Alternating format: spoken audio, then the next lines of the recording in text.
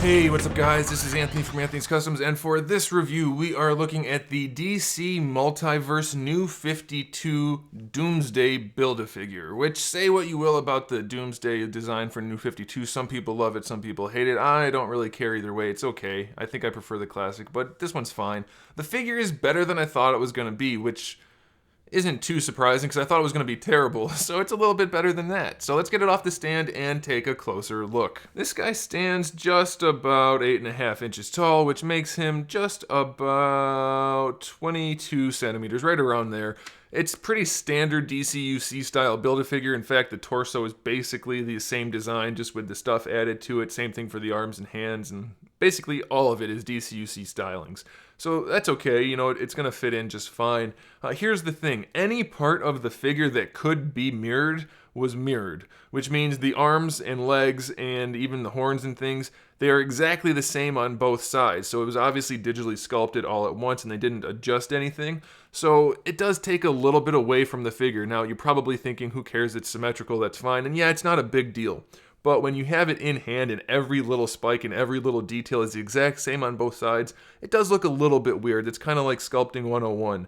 Sculpt it mirrored and then tweak it so that it looks natural. Anyway, it's not a huge deal. The biggest problem I have with this figure is the paint. It doesn't have much on it, obviously. They painted the pants okay and the belt okay. Even the face is painted pretty well. But where they had to paint the spikes, it's very chalky and globby looking. And then in some cases, there's just no paint. Like, it's all scratched off here from inside the packaging. And some parts are just not even painted. You can see on the wrists, they're not painted. And it is sloppy everywhere and just doesn't look great.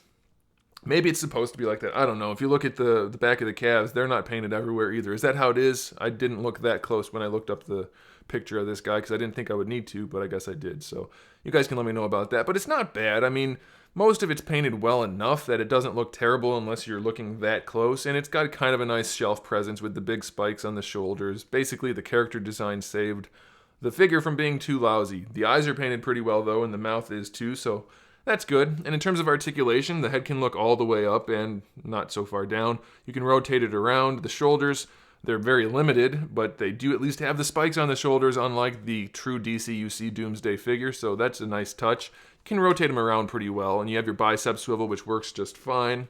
You have your single jointed elbow, which doesn't give you 90, but it is there, so it's okay, I guess, for a bulky guy like this. You have your wrist swivel. Your ab crunch works well enough. Not so great, but it's enough, I suppose. You have your waist twist. You have your DCUC style hips, which are really limited going forward. Out to the side is no problem, though not very well designed. It's kind of ugly. You have your thigh swivel. Let's not do that. He comes apart a little too easily sometimes. You have your thigh swivel, which is fine, but I don't see why they didn't put the thigh swivel right where the strap was. That would have hidden it completely, and as it is, it's very obvious, so it's not great. You have your single jointed knee, which works nicely. It's about 90 degrees. And then you have your ankle articulation, which goes pretty far back and not so far forward. I do wish they would have painted his fingernails and toenails just to give him a little bit of style, but it's not too bad. A little bit of shading, a little bit of paint. This guy would be really good, so, you know, it's okay. It's not a bad figure to have. It's a nice addition to the collection, so if you're trying to build this guy or trying to buy one on eBay, I think it's probably worth your effort. Just don't go too crazy over the figures, because the figures that have the parts for him are often pretty bad.